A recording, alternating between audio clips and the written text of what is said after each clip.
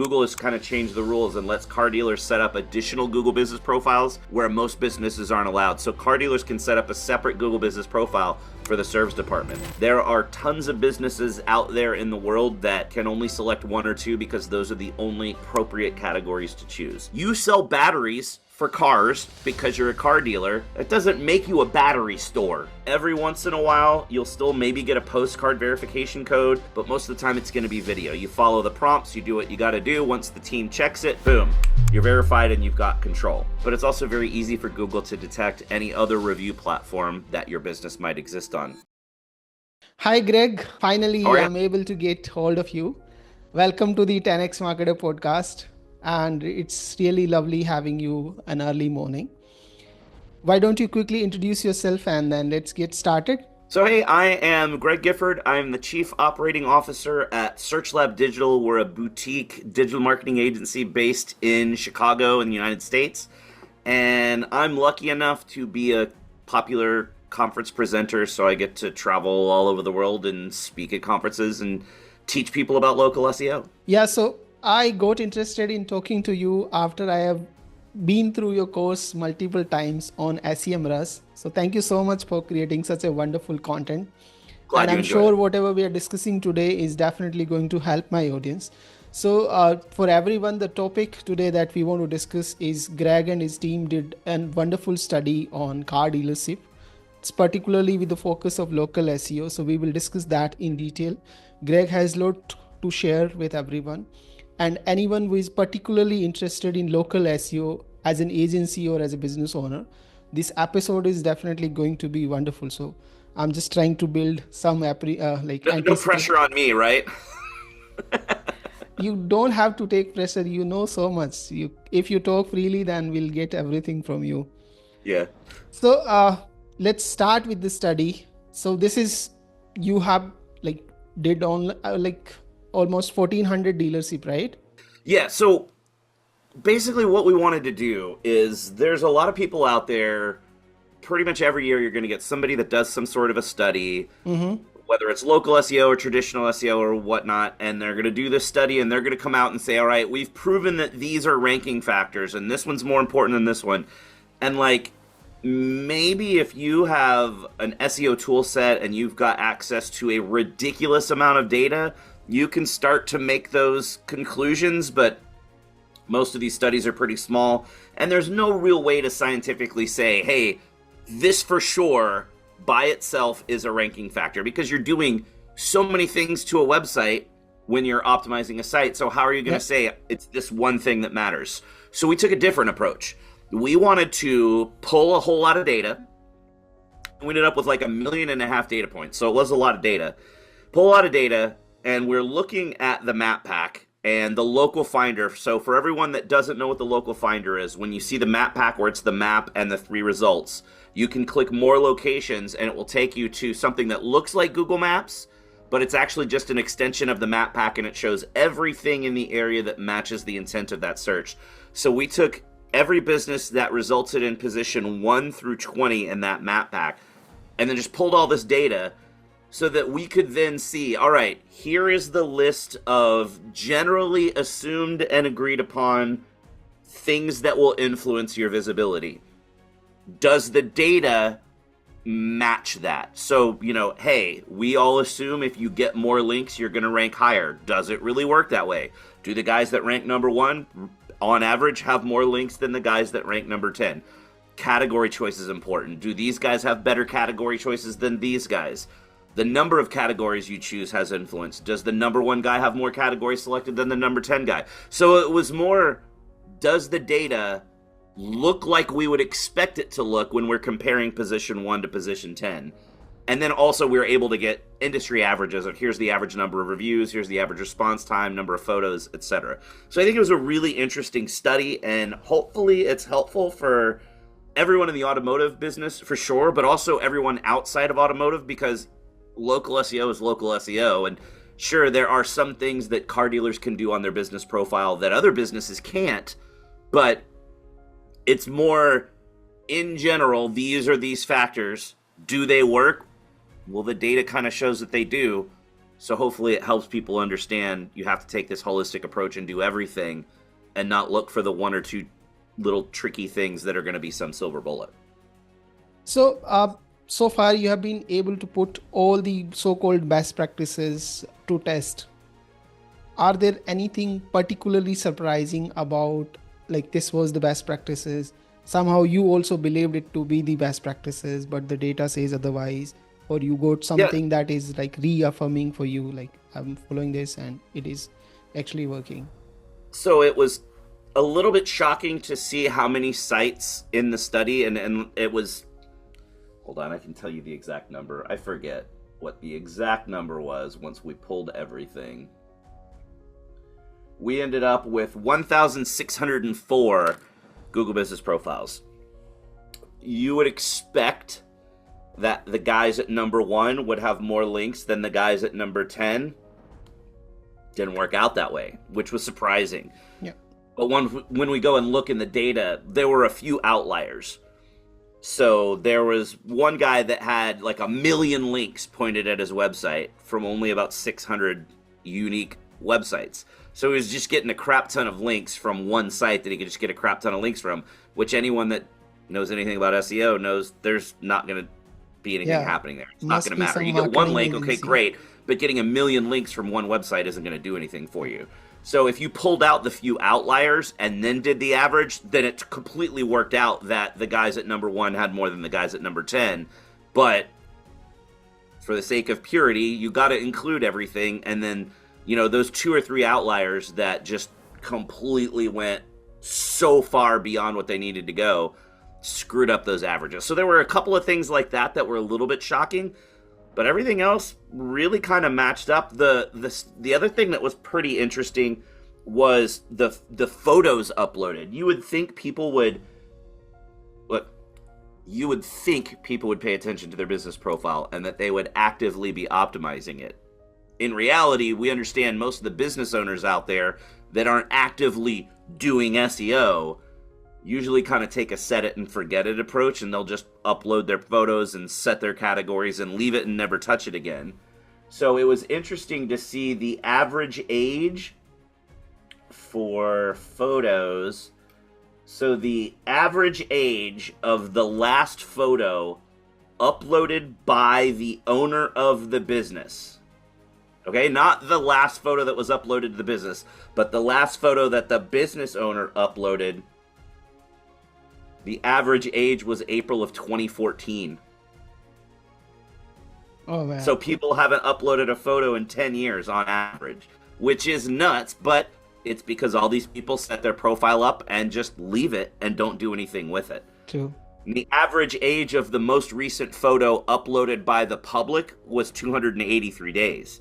So even still, most businesses don't really get a lot of photos uploaded along with them. I think restaurants would have a much higher number than that because people upload photos along with their reviews, and that gets added in and counts. But for car dealerships, there's not really a lot of reasons for people to be taking pictures at the dealership. So it is what it is. But I think the most interesting thing was all of the assumptions that we had, almost all, because there was the link thing and a few other random things, but 99% of what we assumed we would see, we did see, which means SEO works. The things that you need to do work. And we didn't just study ranking factors, we looked at conversion factors as well, because some things that you do will influence your visibility. You do it more, you do it better, you show up higher. You do it less, you do it worse, you show up lower. Other things won't affect your visibility. The algorithm does not consider these factors when it's ranking the site, but doing more or doing better of these conversion-focused elements will get you more conversions. So we looked at both. So some things like the Q&A section or Google Posts, those don't affect your ranking, but it affects how you convert customers. So there were a lot of things like that we looked at, and it was interesting to see how much reality backed up our expectations, but it was also interesting to see some of the things like the photos where you kind of aren't surprised that it's been a long time, but then you're like, wow, it's been 10 years on average. That's pretty shocking. Yeah, so then that means you can't blame Google for everything. You are also not doing the work that you're supposed to do as Exactly. a business. Exactly. Now, one of the biggest takeaway is around the category slots. Yeah. And one of the things that is surprising in your study is how people are selecting categories, or maybe how they are limiting themselves in selecting categories, maybe based on some stupid marketing agencies' advice or Yeah. Yeah. their own thinking. Or they're just Or, doing what they see their competitors doing. yes, So right. many business owners out there, they just copy their competitors. You see the guy ranking above you, you're just going to copy what he does, assuming that's going to help you, and that's never a good idea. So let's talk about what is the right way of selecting a category, how many category or subcategories a business should have, and is there any reasoning, logic, or a process that they should follow while choosing it? Yeah, for sure. So, category selection is incredibly important. It's one of the most weighted factors that's going to influence how you show up in those map pack search results. So, there are 10 slots available. It doesn't mean you need to fill or have to fill all 10. There are tons of businesses out there in the world that can only select one or two because those are the only appropriate categories to choose. So, when you're selecting these categories, you want to be as specific as possible. For instance, there is a category for store. That's the most generic thing you could choose. You probably shouldn't put that as the first category, because your first category, we call it the primary category, that is, according to lots of research, the most influential factor that's going to determine how you rank in the map pack. So the primary category, if you're a restaurant, should be Italian restaurant, or pizza restaurant, or burger restaurant, or whatever those restaurant categories are. That should be it, not just the generic restaurant category. But you should still have the generic categories as well. So whichever categories apply, you should select. The thing that most people screw up on is they start to select other categories because in their mind they're like, I need to fill up as many of these category slots as I can, and this thing, I could sort of make this category work because of what I do. But when you start selecting categories that are unrelated, that is bad for Google. Google's a pattern detection program, and people tend to forget that. They think algorithm and AI and all this other crazy stuff, but if you really think simply about it, it's just a pattern detection program. So if Google knows what kind of business you are, and you start selecting things that say you do something else, that's going to hurt your visibility. So one that we saw a lot in this is car dealers were selecting appraiser as a category because they appraise the value of your car when you trade your car in to get a new car. At least that's my assumption. That doesn't make sense, though, because an appraiser is a very specific job that is not related to what car dealers do. Another one that we saw a lot of was vehicle manufacturer. Well, the dealerships don't manufacture the car, they just sell the car. So that also would be incorrect. We saw chauffeur service a lot, which I don't get at all. So yeah, you really want to make sure that you're selecting the correct categories. And this is where just copying the competitors can really hurt you, because you may see a competitor outranking you and say, oh, well, they've got all these wonky categories that I don't have. I'm going to go select these categories thinking it's going to help you. And it actually hurts you more, because the reason they're outranking you wasn't the categories. It was they have better content and better links or whatever.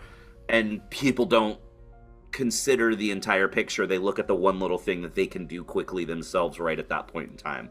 So there's a tool called Plepper Tools, Plepr Tools. They have a lot of local SEO tool sets, and they have a cool kind of a category taxonomy where you can go in and you can enter a category, and then it will spit out all of the other categories that are most commonly selected along with that category.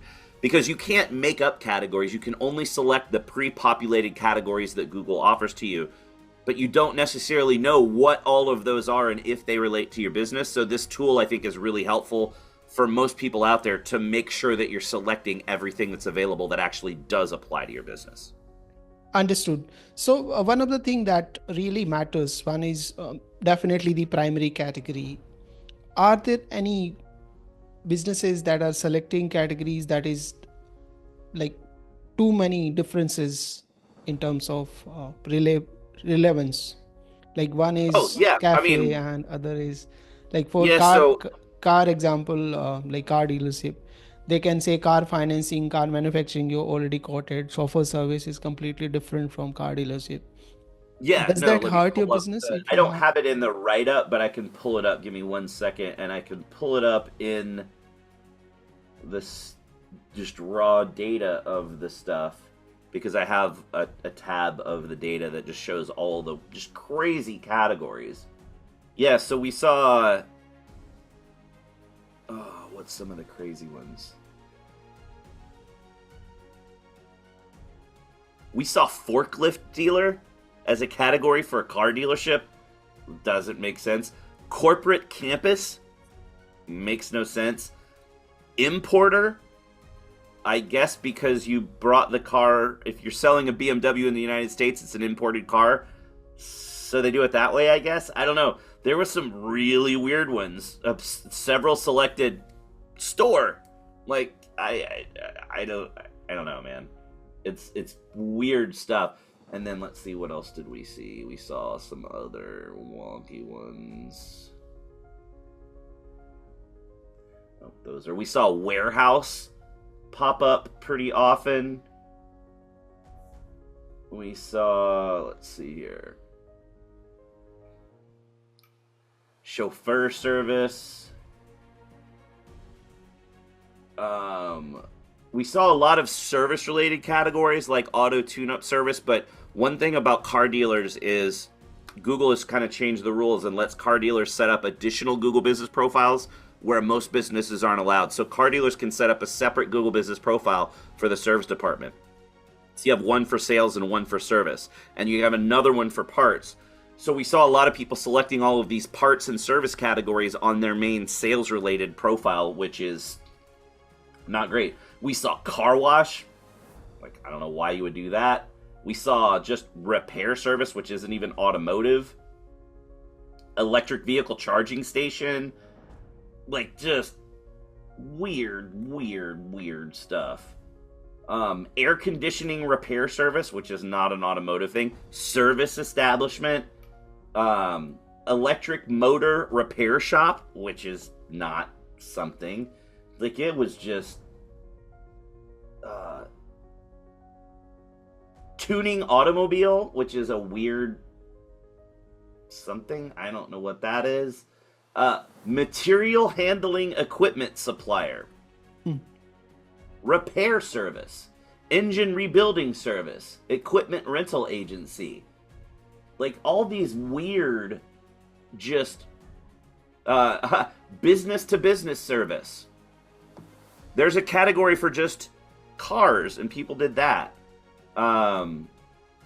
Automobile storage facility, auto parts manufacturer, automation company, industrial equipment supplier, like exporter was on one of them. Like, it's just a bunch of weird battery store, like just goofy stuff where I can kind of see it though. Like, I get it. You sell batteries for cars because you're a car dealer. It doesn't make you a battery store, though. Yeah, But so people, I see how a business owner that doesn't understand SEO and doesn't know how to do this could type in battery and battery store pops up, and they're like, "Well, you can buy batteries from us. I guess we're a battery store." So I can get how the layperson might think this would work, but yeah, we saw all kinds of just really goofy stuff in there. yeah, so that may be the intention to sell everything that is available in my store, Yeah. including maybe tea, coffee, so I can mark myself as a cafe also. You know, and we did see that sometimes too. Although there are some car dealerships that actually do have a cafe, but why would you put that? Because your cafe is there for your customers. Like, are random people who aren't going to come buy a car really going to come eat lunch there? Of course not. So don't put that as a category. Yeah, true. Maybe put that as a service or additional bonus or something Right. that is Right. related to that category. Now, Yep. the other important aspect is one is I'll talk about how business location or a location of a particular business, how far it is from the center of the particular town or city. Yep. Does that affect positively, negatively? Like you can talk about that. Then I Yep. have another question related to that. So that's in nerdy local SEO terms, that is called the centroid. So the centroid is not the center of downtown. It is the geographic center of what the city is. So if you have a city that's like some odd long shape, then the geographic center might be here, even though the downtown area is further north. The distance from the centroid, what Google considers to be the geographic center of the city, has always been a local SEO ranking factor. It has always mattered. It was much more important in the past. Google has evolved and gotten smarter and figured out better ways to do things other than just geographic distance from city center. But it's still an element in the algorithm. So that was one of the things that we wanted to check and see how far is something from the centroid. And the average for car dealers was, let's see, what was the average? The average distance from the centroid was 12 miles. So, hey, like, okay, but that's because some cities are really big and the dealership may not be right by the centroid, no big deal. When we compared position 1 to position 10, the average distance from the centroid for position 1 was only 4.7 miles, and the average distance for number 10 was 12.7 miles. So 3 times as far almost away from the center. So does that really mean anything? I mean, it means that how far away something is from the general public still matters.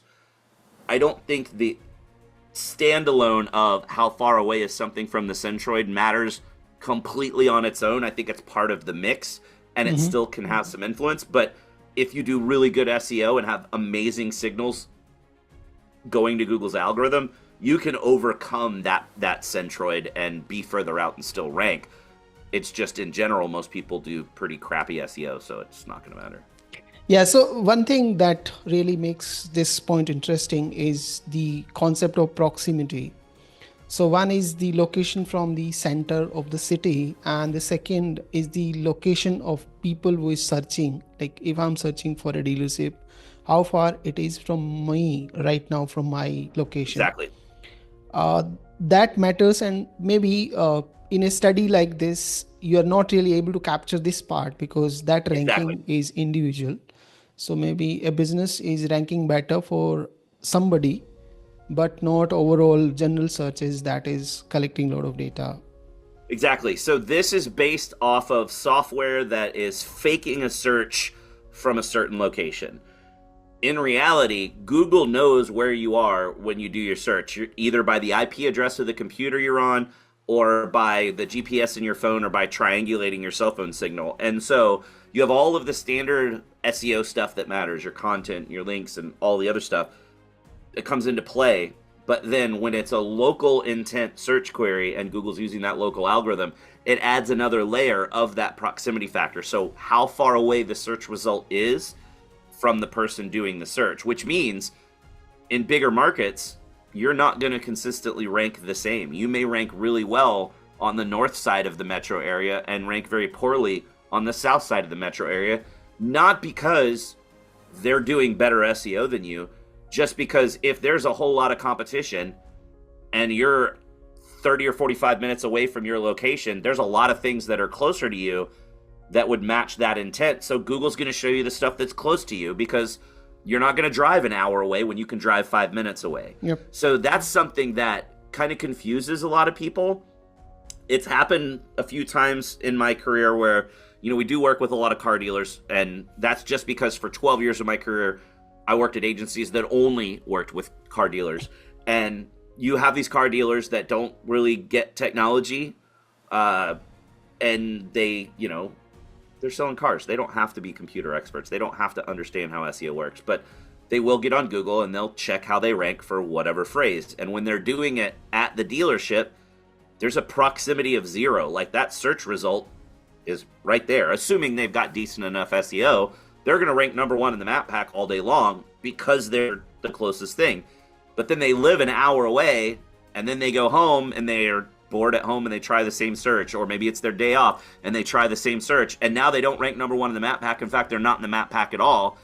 and they'll send an email or call and say, what's going on? My SEO stopped working. And it's not that your SEO stopped working. It's that you drove an hour to an hour and a half away. You're no longer the best result because you're too far away. Watch, when you go back to the office, you're going to be number one again. It's the proximity thing. And they're always like, oh, okay, I get it now. So, I think SEO is difficult to understand for the general public because there are so many moving pieces. And it's not like paid search where you can put money in and see specifically what happened and track the ROI.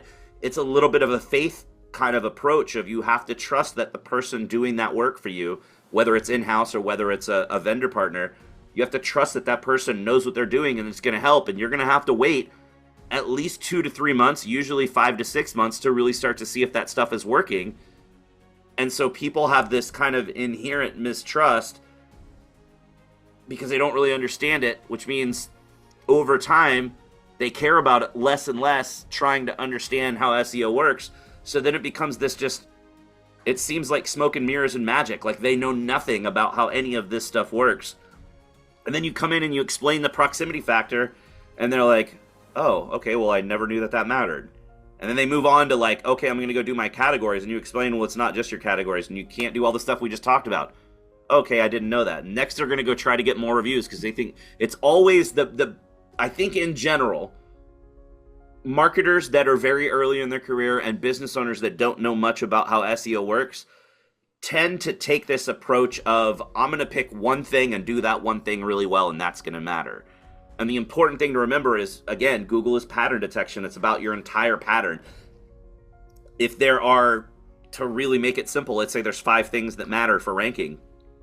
Doing one thing really well and ignoring the other 4 isn't going to help you. You're better off doing a kind of crappy job on all 5 things and at least doing all 5 things than doing an absolutely stellar job on just one of those things. And obviously it's more than 5, but, who knows what that number is. But I think people need to really understand you have to take this holistic approach and do everything, not just 1 or 2 elements that you understand.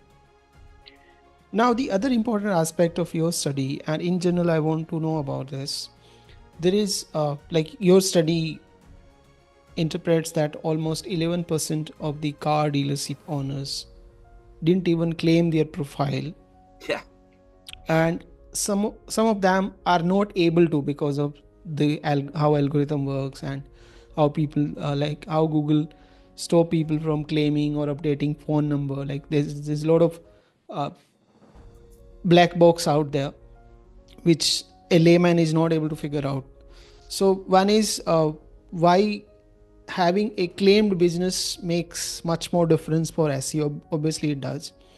And second is, if it does, then what is the right way of claiming your profile so that you don't lose the access ownership and you're able to update and reply to people who are putting queries? The access bit is the important part about claiming your profile. And your profile can exist even if you didn't set it up, because the public could have set it up. Plus, Google has a lot of data about which businesses exist. So you may just have a profile and not realize it. The reason you want to claim it is so that you have access to change the data in it. It may not have a website listed. It may not have a phone number. It may have the wrong phone number. Yep. So you want to make sure that all of your information is correct. And that's the really cool thing about Google Business Profiles, because we all know that Google has this entity-based approach to search, and your entity is your business. And with your Google Business Profile, you have a direct interface with Google to say, here is the correct information about my entity. Having as much correct information in there as possible is only going to help you get more visibility. So why would you not do it? The other really important thing, you can't respond to reviews and you can't answer questions in the Q&A widget if you haven't claimed your profile. So obviously customer reviews are incredibly important. They're a big signal for ranking as well. But people want to know when they get far enough down that buying funnel, they are not choosing what they want to buy, they're choosing where they want to buy from. And they want to know that if they come to your business, you're going to treat them well and you're not going to try to screw them over, and it's going to be a pleasant buying experience for them. So they're going to check out your reviews. They want to see that you've responded to both positive and negative reviews. They want to see that there's some positive reviews because they care about the overall score. But most people don't sit there and read through the positive reviews. They're going to go read through the negative reviews to see about the bad experiences that happened and what the business did to try to correct that bad situation. So if you're not responding to any of your bad reviews, that's a pretty bad look for potential customers. So it's incredibly important to claim those profiles and lock that profile down, because also if you don't claim it and you know it exists, you kind of don't care, and you're like, I hear you saying I need to respond to my reviews, but I don't get that many. I don't care. It just seems like a complicated thing I don't need to do. Well, what happens when your competitor goes and claims it for you instead? And if your competitor goes and claims it for you instead and changes the phone number to their phone number, changes the website to their website, or a hacker does it and starts selling Viagra or whatever it might be, then that really hurts your business. So you got to claim it. So if the business is unclaimed, there will be a little link on the profile that says own this business, and you can click on it and it'll take you through the process to claim the business. Even if a business is already claimed, though, you can just go to google.com/business and type in the information about the business. And if the business is not claimed by anyone else, or it's the first time that Google is getting information, it's a new business, you will then be put through the prompts to claim the business. Typically, that's going to be a video call. It could be a live video. It could be an uploaded video. Every once in a while, you'll still maybe get a postcard verification code, but most of the time it's going to be video. You follow the prompts, you do what you got to do. Once the team checks it, boom, you're verified and you've got control. If, though, someone else owns that business, or maybe somebody that used to work there is the one that set up the business profile and they don't work there anymore, and that email address, they don't have access to it, so there's no way to check the email. You can still go to google.com/business, enter all of your information in, and if the profile is already owned by someone else, it will say, this profile is owned by, and it's going to block out most of what that email address is, but it will give you the first letter and the last 3 letters of whatever is before the @ symbol, so you can hopefully see if it's an email you have access to and you just forgot that was what was used. But you can say, I want to request ownership. When you do that, it will send an email to that email address for that owner. That owner can either accept the transfer and you'll automatically get ownership, or they can decline it. If they decline it, or if they don't answer within 3 days, then the system will still give you the option to verify that you're the rightful owner, and then you can still get that business. So at worst, you might have to wait 3 days if it's already claimed by someone else and that person just isn't answering. You wait 3 days and then you can go through the verification process, but you can usually get it claimed the same day, because most of the time people either haven't claimed it or whoever owns it will just say, oh yeah, I don't care, you can have it. Yeah, so I think one of the things that you might also have experienced, I have particularly experienced this, when you update the phone number or website of the business, even if you have claimed it, it would be put under review, and then sometimes Google would outrightly reject your change, even if you are the business owner, like it is coming from Yep. you. Are there any particular reasons for this? And if there are, then are there any workaround to put your phone number out? So it is a pattern detection thing. So if every other website and every directory and everywhere that your business name, address, and phone number is mentioned has a phone number, and you're trying to put in a different phone number, sometimes that can be enough to cause the problem. But typically, you're going to be able to put in any phone number as your business, as long as that's a real phone number. Mm-hmm. Now, if you put in a call forwarding number, that maybe could cause a problem. Most of the time, though, when you're not able to change your phone number, it's because you're in Southeast Asia. So India, Pakistan area, there's actually a rule that if you want to update your phone number, there's a required 30-day waiting period for that phone number change to go through, because spam is so rampant in Southeast Asia, and there are so many people that are cheating and so many people that are stealing profiles away and changing the phone number so that they can get leads, and so many businesses that will be claimed and then they'll just change their phone number to something else, or it's mostly because of the spammers, though, honestly. So a lot of times in Southeast Asia, especially India, Pakistan area, you're just going to have a big, long waiting period. You're going to put your phone number in. It's just not going to accept it until 30 days later. Yep. Sometimes you'll have issues with your website where you try to put your website in and it won't accept the website. Most of the time when that happens, it's some sort of a bug and you just need to connect with support. but every once in a while it might be because you're putting in a URL that's redirecting to another that's then redirecting to the site that you really want people to go to, but you don't want to see that URL in your profile. Spammers typically will do that. And so then that's when you kind of run into those problems. But if you ever have a problem and you're trying to do something and it doesn't work as expected, first thing you want to do is click Get Help and connect with support and tell support what's going on. Support will usually be able to help you, but if they tell you they can't help you or they ignore you, then you can go to the Google Business Profile Community Forum. Now, this forum is not staffed by Google employees, so no one's going to be able to help you directly, but there are product experts, which are basically people that have volunteered a lot of time and Google has endorsed that this person knows this product. Those product experts, if they're at a high enough level, will have the ability to escalate that forum post directly to the Google Business Profile team and just kind of skip support and go right to the GBP team and get you help. So those are the two avenues you would need to go down if you're experiencing any sort of thing like that where something just isn't working in your profile. Yeah, so let's talk about everyone's favorite, that is review, like getting the customer reviews and then responding to customer reviews. If you just Google it right now, you'll be able to find people suggesting that put a keyword in the review, it will start helping you rank. Then there are a lot of weird suggestions when people actually Google and try to form the best practices to find the right way to put the reviews. Are there any best practices that you validated in your study around reviews? One is the authenticity of the review and what kind of response the business is putting across, how Google is actually using review as a factor when determining the ranking. Yeah, so reviews are definitely a ranking factor. Now, how much of a ranking factor? Again, our study doesn't go into that. It's just kind of looking at things. But we did see some interesting averages. So the average review count for a car dealership in North America is 1,347 reviews. The average rating score is only a 3.9, which is actually really low. The average new reviews per month, if they got at least one review, was only 4.5 reviews a month on average. The average new reviews last year for the whole year is just 24.6. But then, yeah, responses, that's what's really important. Now, to your question about keywords in the reviews, some people say it matters, some people say it doesn't matter. I think it's a very small signal. Like, will it matter? Yes. One review with that keyword isn't going to matter. 2 or 3 reviews with that keyword isn't going to matter.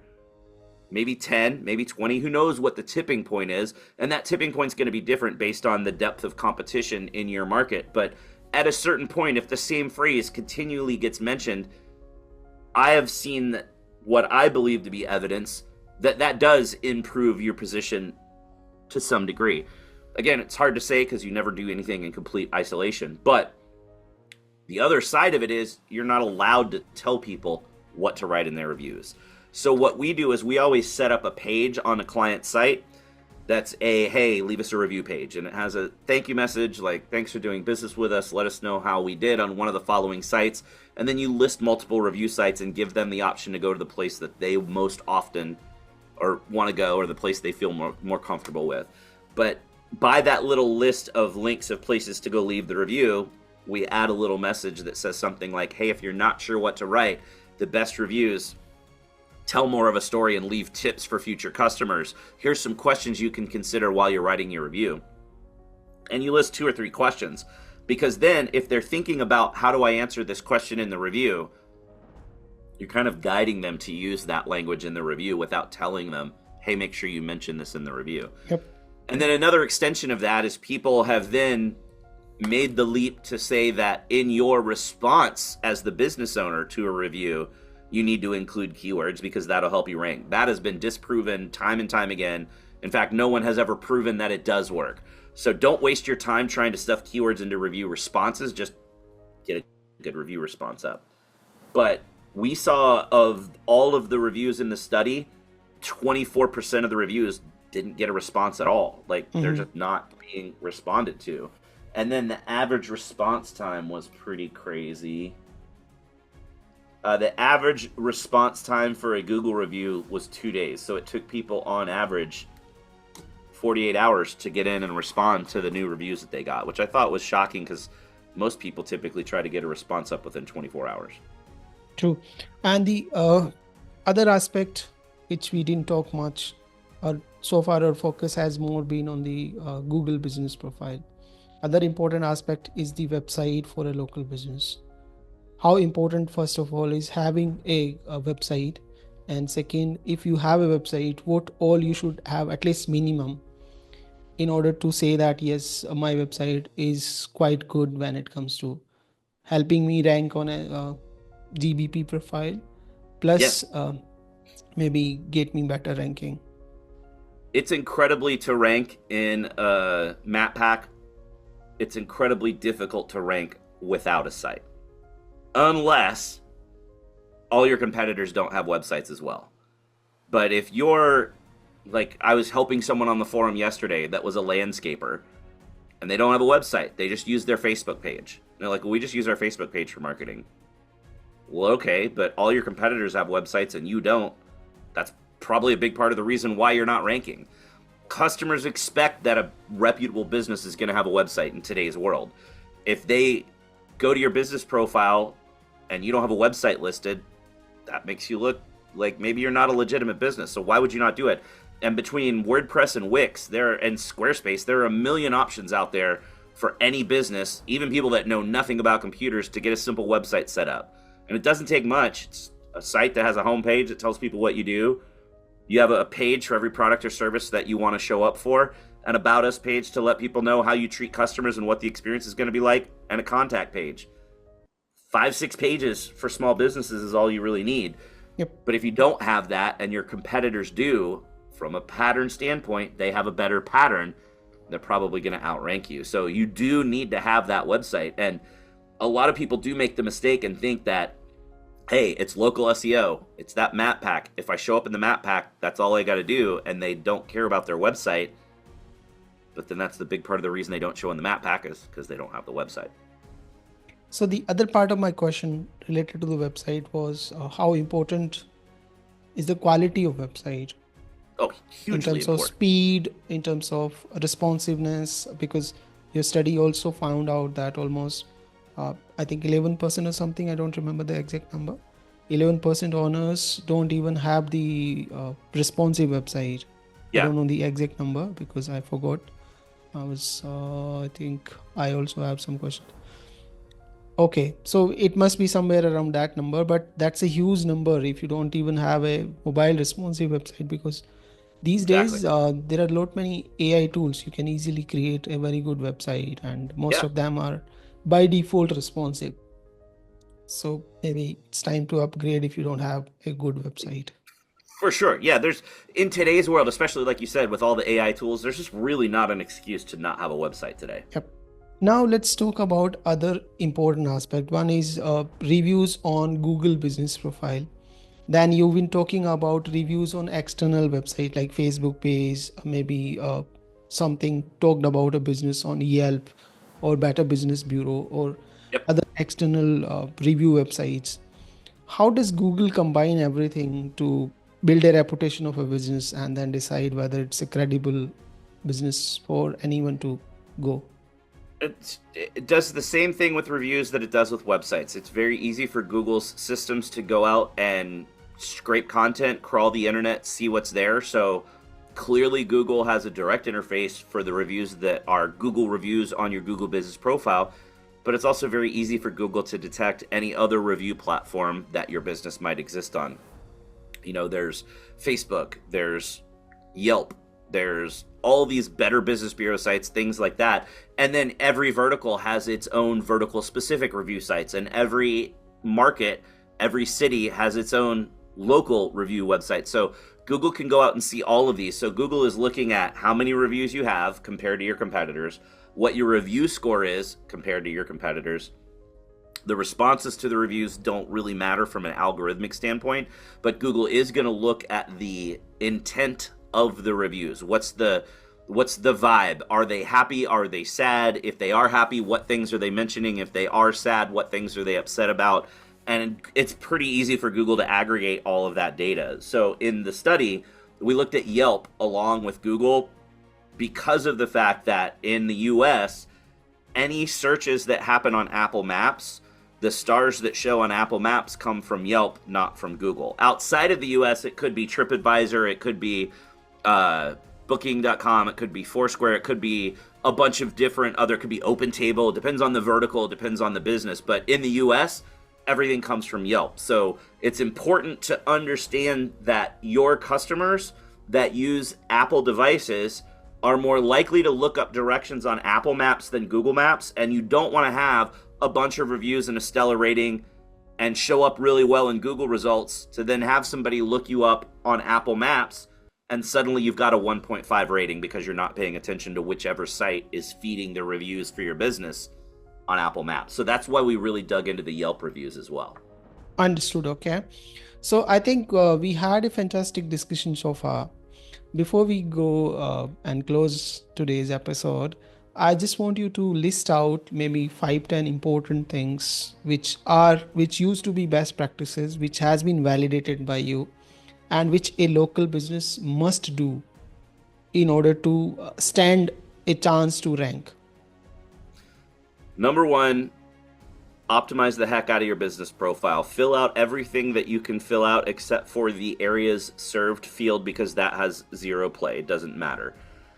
Number two, make sure as you do that, you're selecting the correct primary category. Now, obviously, the other categories are important like we talked about, but the primary category, the first one you select, is massively important. Number three, you've got to have a website. Like, you just got to have a website. Number four, realize that a lot of what you rank for in the map pack has more to do with the content on your website than what you've optimized your profile for. So you've got to have great website content. And number five, just always remember that Google is pattern detection and you are trying to have a better pattern than your competitors. That's the goal. People forget that your competitors are also either actively doing SEO or they're passively doing SEO because they're doing things that still result in the right kind of signals to Google. So you can't ever approach SEO as, hey, I'm paying this vendor some money and I'm going to rank number one in a couple of weeks or in a couple of months. Because there's no guarantee you ever will be number one because maybe somebody else is just always going to be better at SEO than you. But you have to realize it's not just, let me do these things because it's just about me and Google's going to like me better. It's, I have to look at the mix of everyone that I'm competing against and be better than all of them collectively. Understood. Thank you so much, Greg. I think it was really a fantastic chat. I really loved talking to you, man. Yeah, it was fun. Love to Thanks for having me on the invite you show. when you repeat this study. Maybe we'll record another episode. Oh yeah, for Thank sure. you. Thank you so much, everyone, for listening to us so far. Hope you are having a wonderful time. And do make sure you subscribe to the 10x Marketer podcast because I keep inviting people like Greg to have fantastic knowledge sharing sessions. Thank you so much. Thanks.